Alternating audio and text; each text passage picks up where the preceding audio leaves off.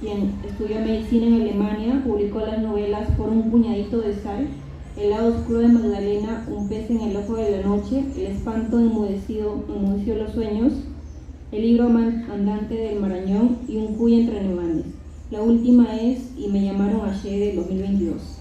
También publicó los libros de cuento Los tocadores del Apocalipsis, La danza de la viuda negra, Oigo bajo tu pie el humo de la locomotora y La ingeniosa muerte de Malena. También acompañan en la mesa Ricardo González Vigil y Ana María Vidal. Tienen la palabra, pueden empezar. Hola. Sí, buenas tardes. Tengo el gusto de participar en esta mesa compartiendo con Ana María Vidal y el escritor que todos conocemos, que es Walter Lindán, para presentar un libro que recientemente ha publicado con la editorial amazónica Tierra Nueva, que se llama Mamá Angélica. Para mí es siempre motivo de satisfacción, sobre todo en el marco de una serie de libros, celebrar la aparición de una nueva publicación, pero con mayor razón si se trata de un autor como Walter, ¿no? Ya él tiene una obra bastante relevante, con numerosos libros que son bastante variados en su textura, en su temática, ¿no? Es, digamos, un mundo creador donde él explora distintas formas literarias. A mí siempre me ha fascinado eso de Walter, porque hay una zona en la cual recoge toda la experiencia de la selva, que a mí me gusta muchísimo, cómo sabe trabajar la mentalidad, el temperamento, el lenguaje. Tiene otros textos que más bien recogen el mundo que más llamaríamos andino, y tiene, por supuesto, como dice en un texto, él es un cuy en Alemania. Tiene estos textos que nacen de su desplazamiento por distintos países, que tienen un tono entre autobiográfico, satírico. Es un autor que ha sabido desarrollar en su obra aspectos diversos del lenguaje y aspectos diversos de la conducta humana. En esta ocasión, el tiempo es bastante breve en estas presentaciones, en esta ocasión coincide, ¿no? También ha sacado otro libro, ¿no? Por otra editorial, y el que presentamos ahora, ¿no? Otro libro que está vinculado con el paro nacional, que el protagonista se llama Paro Nacional, le ponen como nombre, se llama Paro Nacional. Un libro que le recomiendo también, y que está vinculado con ese gran acontecimiento que fue este paro de la década del 70, que tuvo un éxito muy grande y que una de las pocas veces que se logró, lamentablemente no duró mucho, una cierta idea de unidad de izquierda.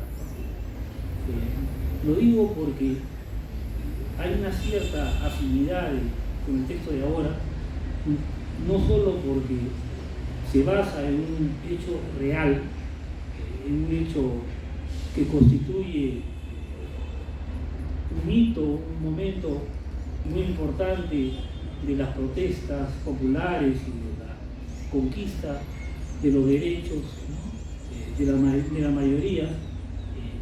Ahora en Mamá Angélica vamos a ver ese tema terrible, esa cuestión terrible de los desaparecidos en la época de la violencia de los años 80, 90, las madres que se organizan con esta figura real, la que puede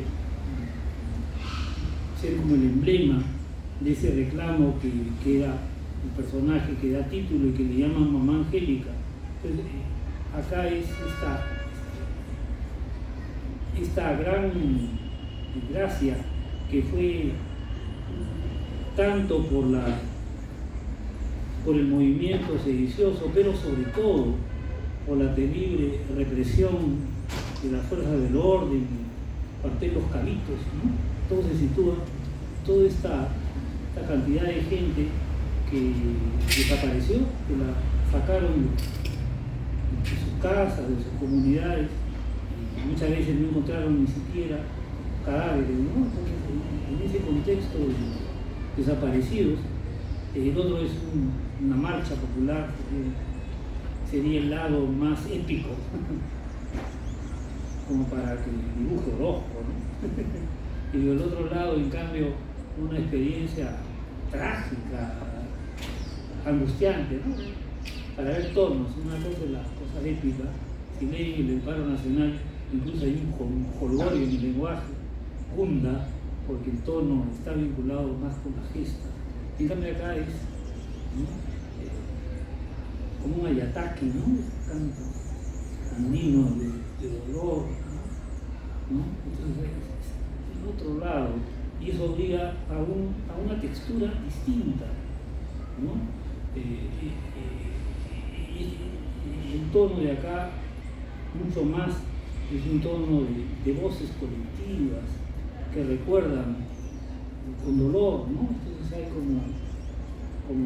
como dice Mendívil, escritura polifónica, pero de voz, que recogen, teniendo como eje a Mamá Angélica y a la familia de Mamá Angélica, pues se recoge un movimiento mayor, ¿no? de este clamor, ¿no? Un texto clamor. También lo que pueden tener en común es que en el libro de Paro Nacional hay la referencia constante a un poeta que yo lo extraño, que es Cesario Martínez, y su extraordinario poemario 5 razones puras para comprometerse, paréntesis, con la huelga. Entonces, el texto muchas veces es como variaciones de ese poema, e incluso aparece como personaje Cesario por el paro nacional. Lingán, ¿no? Como que dicen Alfonso Barrantes, Lingán, el desastre de cómo la unidad de la izquierda. Bueno, no quiero insistir, pero también para que vean. En cambio acá pueden ver que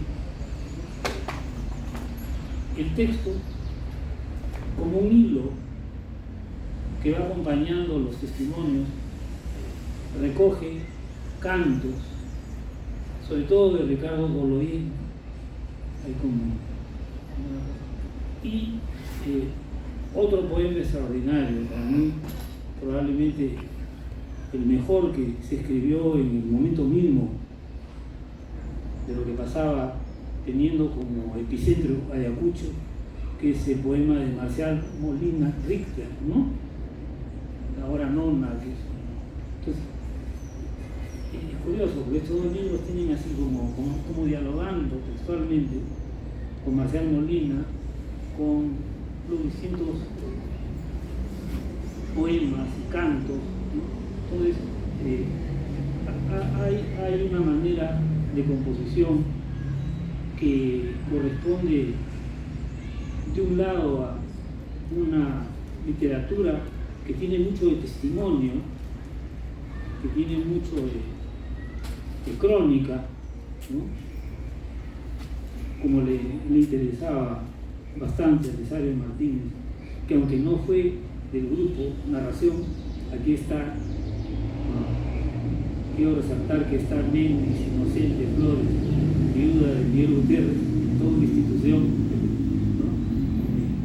Y Cesario era de esos que uno llama socio de ruta, sobre todo era, y decían que eran familiares, que no era cierto, con Gregorio Martínez. Así me lo presentaron como si fueran familiares, era un trucazo, ¿no? borracho, por supuesto, todo el rato. Bueno, le digo, recuerden que Narración tenía crónicas, varios, y uno de los proyectos mayores creó una zona que es nueva crónica como homenaje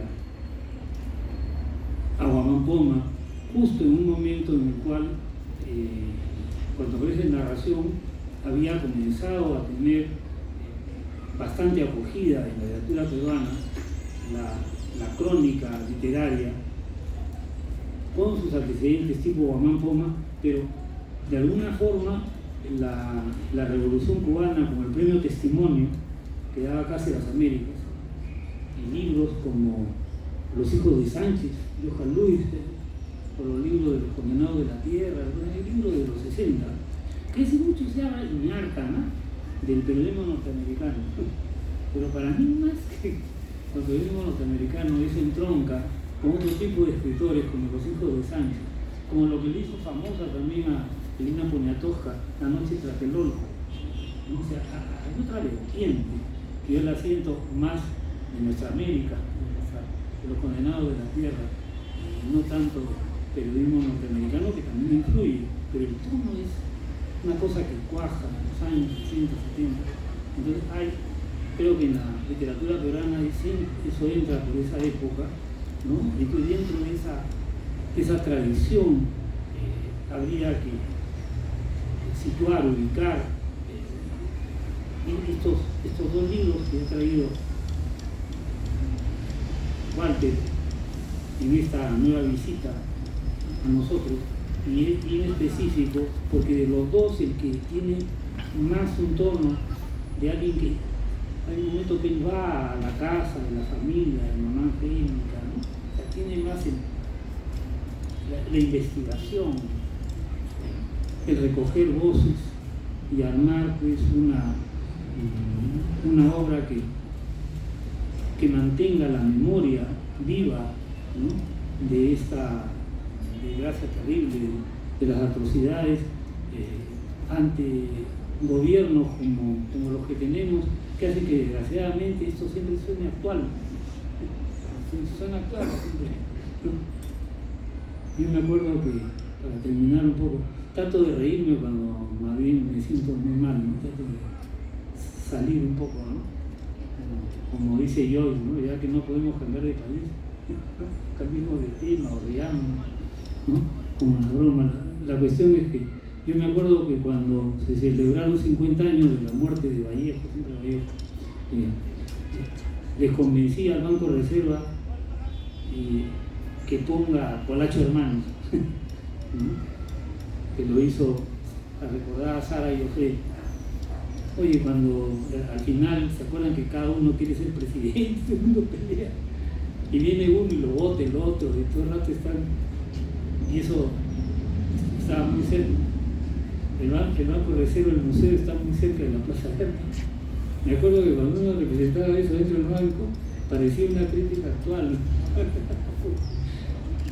a esta gente que se muere por servirnos, ¿no? Se mueren por ser presidentes, se mueren por ser parlamentarios, que están ganas, ¿no? Están todo el rato peleando, yo salgo, te saco.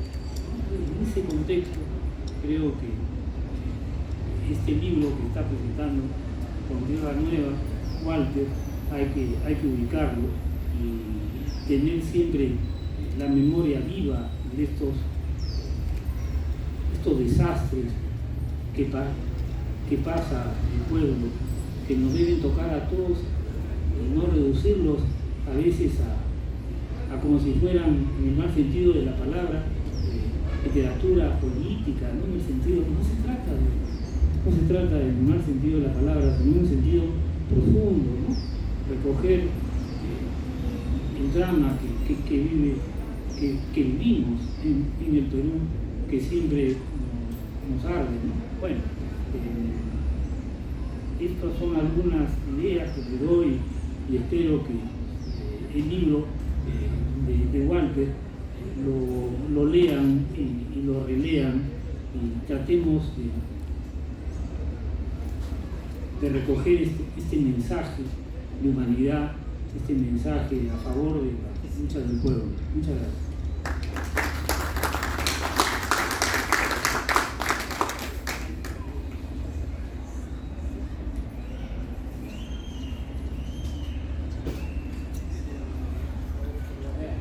¿Me escuchan? Para no pasarme, entonces no paso el tiempo.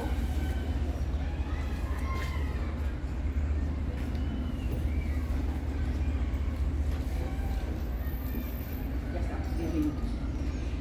Muchas gracias por la invitación, Walter. Un honor conocerte, un honor haber leído tu libro y un honor también que me permitas estar aquí sentada en la mesa con el profesor González.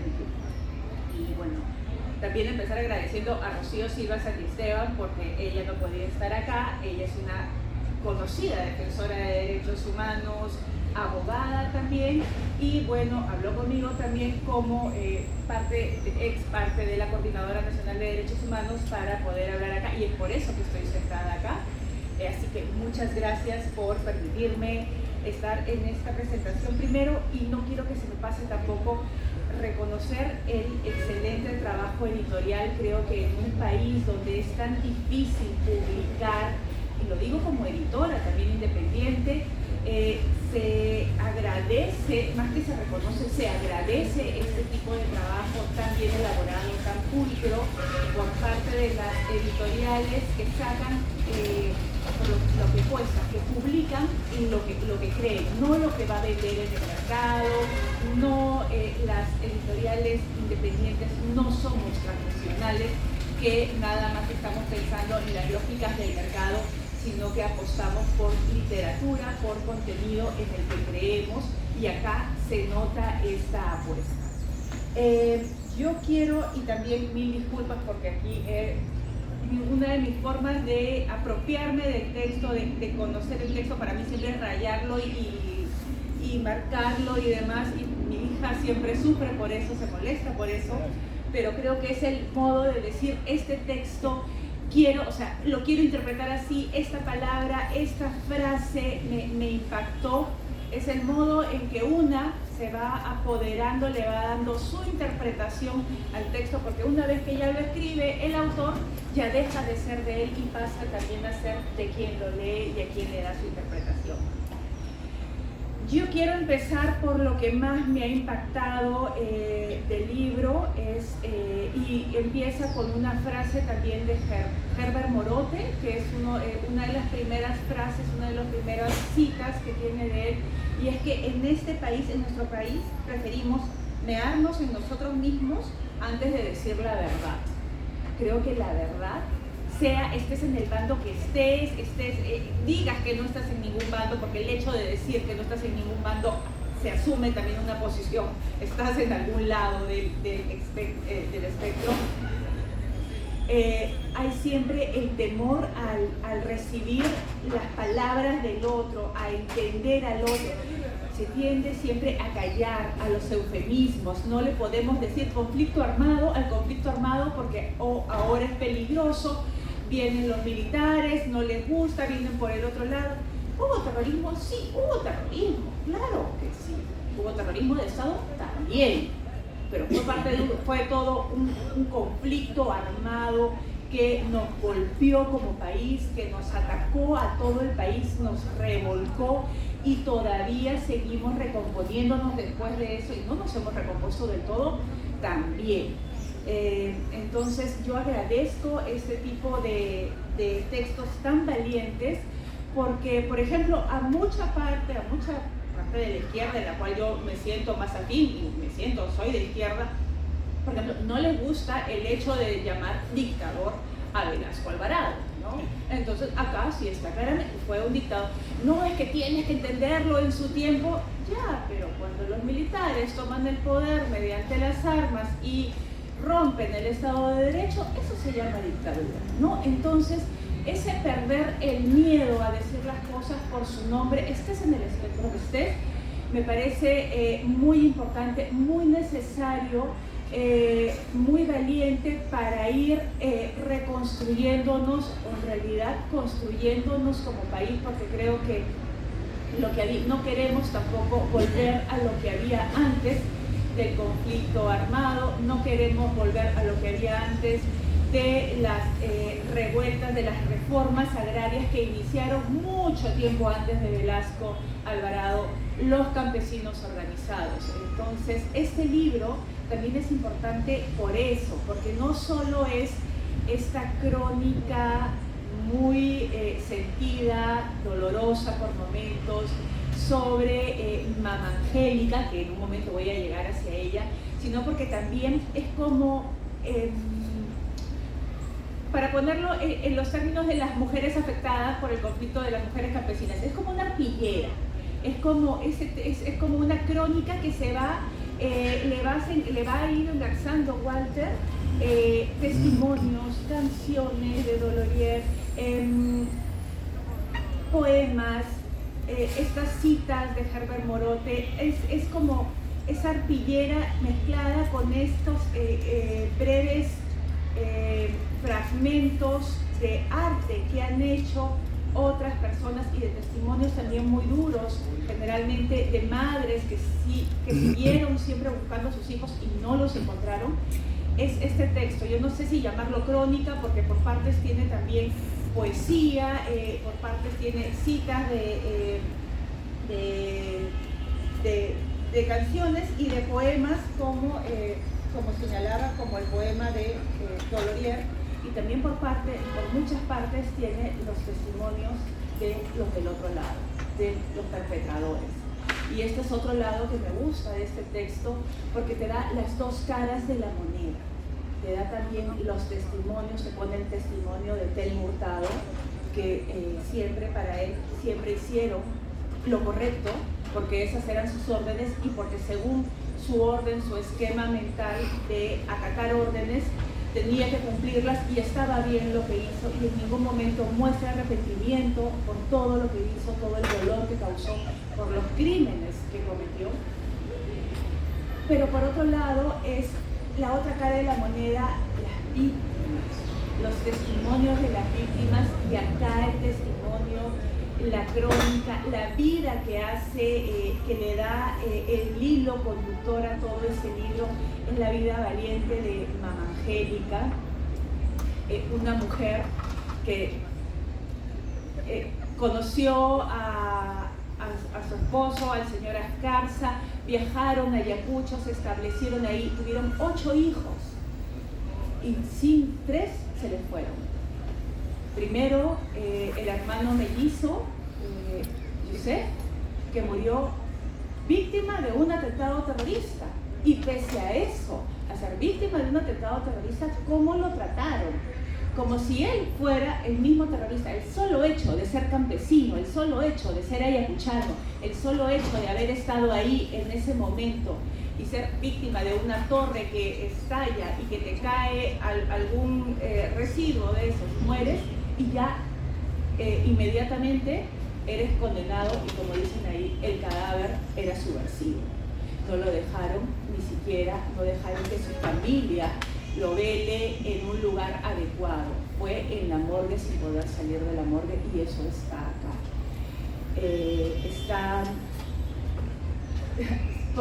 Está también la ida de otra de sus hijas, Paloma, si mal no recuerdo, y luego Arquímedes, que se lo quitan, y ahí es donde ya no puede más del dolor Mama Angélica, y ahí empieza la búsqueda, y ahí empieza esa lucha constante, y te hace ver que lo que pasaba con ella estaba pasando con un montón de mujeres en Ayacucho, y nadie les prestaba atención, todos los querían callar, desde el Opus Dei, la Iglesia Católica, que ahí tenía su feudo, como otras instituciones que no querían hacer nada.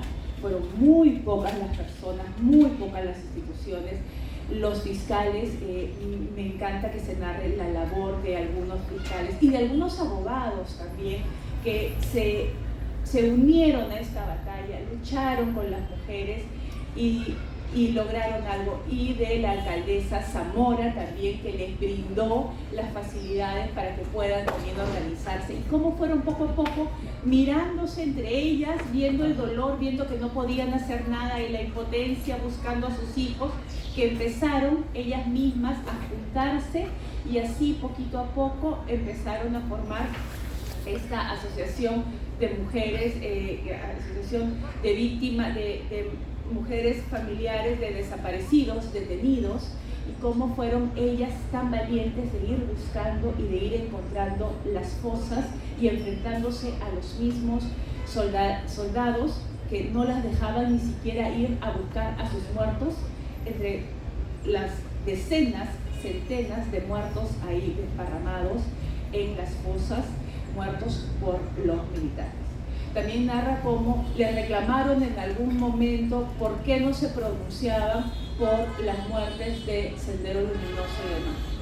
Y es siempre la eterna historia del país, ¿no? Ahora también que vivimos una ola terrible de feminicidio y violencia contra la mujer, es ¿por qué no te pronuncias también por esto? Porque están, o sea, siempre es, te pronuncias por algo, ¿y por qué no te pronuncias también por esto? ¿Y por qué no hablas del otro? Aquí las mujeres estaban buscando a sus hijos, los habían matado a sus hijos, los habían matado a los militares, los habían desaparecido los militares. Fueron y los sacaron de sus casas los militares. Tú cuando buscas a tu hijo, vas y buscas a quién se lo llevó. No estás buscando en ese momento tener todo el mapa geopolítico del país y de entender todo lo que está pasando. Y eso les respondieron ellas desde su absoluta sabiduría. Nosotras no podemos responder por todo, y aquí lo dice en el libro también. Estamos enfocadas en la búsqueda de nuestros hijos. No estamos, ¿dónde están? Esta lucha valiente que a la vez se ve reflejada en el texto por hay narraciones donde cuentan cómo preparaba la puca picante, las peleas con su esposo, esas peleas cotidianas que tienen, se tienen entre parejas, que se dejan de hablar y se vuelven a hablar a los 2, 3, 4 días.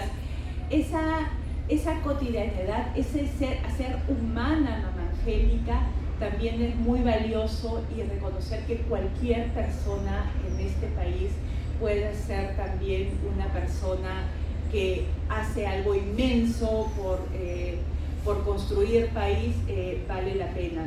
Hay algo sí que ahí no concuerdo mucho, es con el tema, pero ya más por mi formación de abogada, es por el tema del genocidio. Yo sí creo que en Perú no se buscó, no hubo un genocidio, porque para cometer genocidio tienes que tener la intención de acabar con un pueblo, de acabar con una población. Y creo que el modo de entender de las élites acá en Perú, no les conviene acabar con ningún sector de la población, les conviene que sigan estando en situaciones paupérrimas para poder seguir abusando de la población. No les conviene acabar con la población. O sea, no creo que no haya cometido genocidio por buenos y que hayan dicho no, eso no se puede hacer, sino que les conviene un país con estas estructuras donde un cierto sector de la población va a estar siempre en situación de subordinación. Luego, algo que también no quería dejar pasar, escuchar, sentía que escuchaba, veía las imágenes en mi cabeza de la plaza de armas de Ayacucho y demás, las recorría, y en ese momento me llevó mucho a un cuento de las mujeres de la yogurtería, que es un cuento de Pilar Dun, que es una de nuestras mejores cuentistas y que ha narrado muy bien también desde la narrativa los cuentos, el conflicto armado.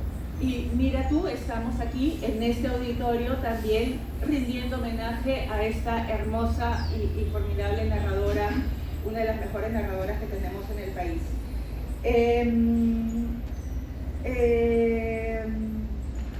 Hay varias cosas que quisiera decir, pero no sé, muchas gracias.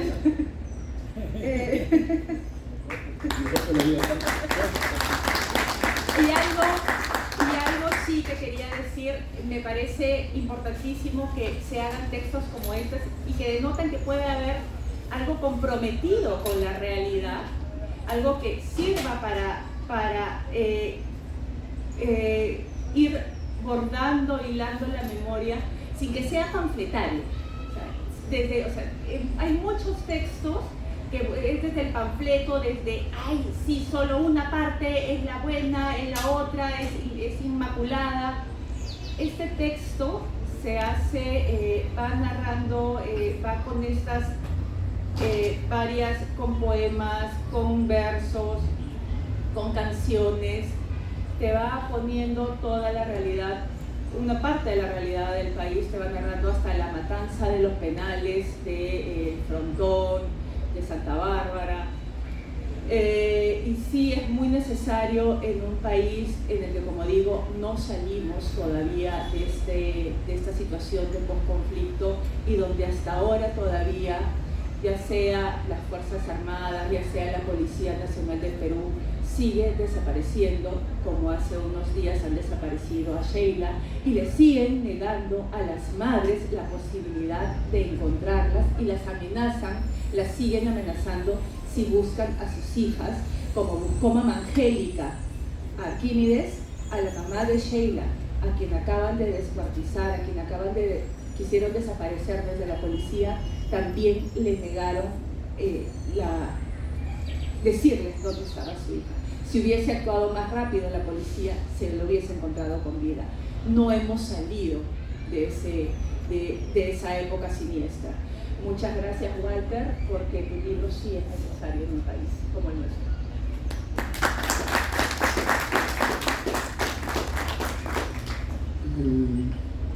Buenas tardes a todos. Quiero darles la bienvenida a todas las personas, me refiero. Agradecer la palabra del profesor Ricardo González Vigil acerca del libro y también mencionar otro libro que estaba publicado casi paralelo a Mamá Angélica. Y desde luego las palabras de Ana María Vidal, donde poco ha centrado no solamente en el tema de una mujer, sino también con un conjunto, con un pueblo que viene luchando por la justicia, viene luchando por la aparición de sus familiares desaparecidos. En verdad yo tengo poco que decirles ya, ellos lo han dicho todo, y así me han ahorrado un poco el palabreo. Entonces, yo más bien quisiera solamente un poco tiempo que nos queda leerles un poquito los textos para entender, por ejemplo, cómo la señora Angélica Mendoza de Ascarza, más conocida como Mamá Angélica, empezó a buscar a su hijo. Ella era una mujer quechua-blanca, ama de casa normal como cualquiera otra, pero su vida cambió justamente en la madrugada del 2 de julio de 1983, cuando desde su casa es secuestrado a su hijo por los militares. Esa mañana, esa madrugada, ella sale a buscar, empieza la búsqueda de su hijo. Yo más o menos describo así esa situación. El lucero de la mañana negó su claridad y no pudieron avistar en el horizonte la ruta por donde se fue. No encontraron su rastro. Con las primeras luces del alba, Mamá Angélica se allegó al cuartel Los Cabitos, pero le dijeron que ellos no lo tenían. No hemos visto ni sabemos nada de su hijo. Desde ese día empezó a caminar. ¿Qué sitios no recorrió? Preguntó por sus Arquímedes en los puestos de policía, en todas las estaciones del ejército. Nadie sabía nada de nada. Buscó a su muchacho como se busca una aguja en un pajar, por arriba y por abajo, más allá y más acá, tras un árbol, entre la hierba, despeinó los montes, detrás de las murallas, debajo de la mesa, entre las sillas, entre sus libros y sus cuadernos, dentro de sus lapiceros. Lavó su ropa esperanzada que su criatura se sacudiera de la mugre y salga brincando desde los rincones de la ausencia. Volteó a la orilla de los ríos, esperó donde se cruzan los caminos, hurgó en las estancias de ómnibus, en los mismos linderos de la muerte, en el estadio de Guanta. Quien entraba no salía. En la Casa Rosada, miles de veces en los locales de la PIP y la Guardia Civil, así como en Gallas de Oro, base de la Guardia Republicana, en Puracuti, Infiernillo, Huascarrura, Quinoa, Niepe, Guaybacondo, Quebrada del Balcón, Carcajac, La Hollada y otros botadores de cadáveres, pero no lo pudo encontrar. Nadie le daba razón. Mostró su fotografía Escribió su nombre en grandes carteles. También procesionó cargando una cruz y la fotografía de su hijo amado. Ante las autoridades lo escribió resaltando sus señas particulares, pero no, nadie pudo darle noticias de su muchacho ausentado. Algunos rumores, bisbiseos, muchos desmentidos. Al final quedaron huérfanos sus abrazos, sus labios mudos clamando Arquímedes en el viento. Es que su nombre era Arquímedes, aunque su historia se resume ahora en una sola palabra y sin apellidos: desaparecido. ¿Y por qué pensé en escribir esta historia? La señora Angélica Mendoza fue siendo conocida en su lucha en busca de los desaparecidos en Ayacucho, especialmente de su hijo. Su lucha fue siendo conocida en toda Latinoamérica hasta llegar a los oídos de Europa. Los presidentes de Alemania tienen la costumbre de invitar todos los años a personalidades que luchan por los derechos civiles, que luchan por sus pueblos, en busca de justicia, y una de las escogidas al inicio de los años 90 fue la señora Angélica Mendoza de Escalza, a nombre de ANFACEP, la Asociación Nacional de Desaparecidos y de Familiares Desaparecidos del Perú. En esa oportunidad ya los grupos de solidaridad con el Perú en Alemania tenían bastante importancia, y invitaron a la presentación de la señora Angélica Mendoza a algunos de ellos en calidad de traductores. Luego de eso conversamos también con la señora Angélica Mendoza y yo hice un artículo que lo envié al País en España, pero ese artículo nunca fue publicado, ni siquiera contestaron de haber recibido el cargo. Pues ese fue el motivo por el cual me llamó la atención y decidí escribir la historia. Tuve que ir a Ayacucho a conocer dónde ella había vivido, los lugares que ella había recorrido. Llegué a su casa, hablé con algunos familiares, me contaron muchas historias de ella, y producto de todo eso es el libro Mama Angélica. Pues espero que ustedes compren mi libro, lo lean. No sé cómo se está vendiendo aquí el libro en la feria, supongo, no sé, 30 soles. Y bueno, yo creo que tenemos ya, el tiempo se nos agotó, entonces tenemos que ir saliendo de esta habitación. Si desean que les firme el libro, creo que lo podemos hacer al otro lado, y quizás si tienen alguna pregunta la podemos resolver como más privado. Dice que todavía hay 5 minutos, si alguien quiere hacer alguna pregunta, lo puede hacer. De lo contrario, ¿quieres decir algo más?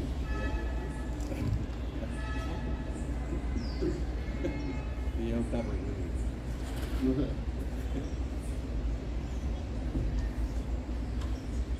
Yo tengo una pregunta, porque esta no es una crónica lineal, ¿no? Como les digo, va metiendo partes de la historia del país y habla no solo desde la historia desde que nace Mama Angélica, sino desde mucho antes, desde las tomas de tierras y demás. Entonces, ¿cómo te imaginaste construir, te imaginaste hacer una crónica o hacer como esta artillería literaria?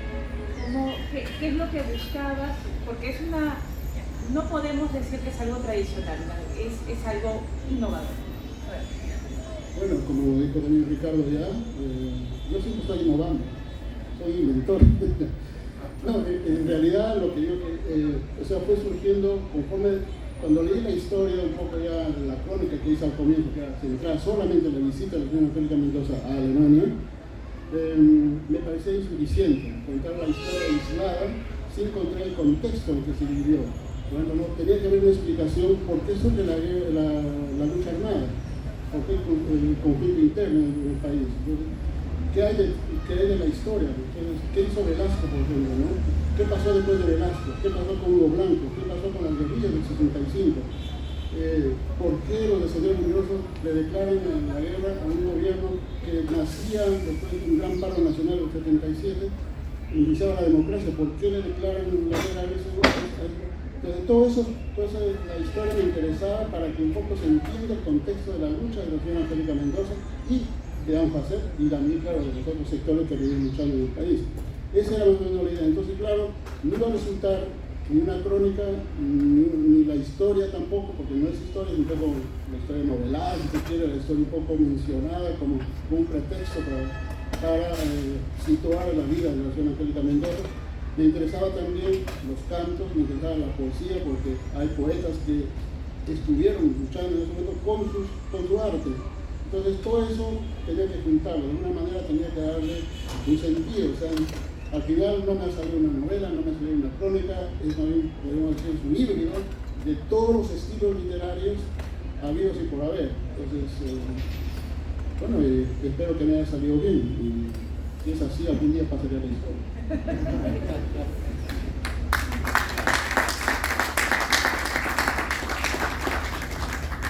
Estimados participantes, de esta manera finalizamos el evento.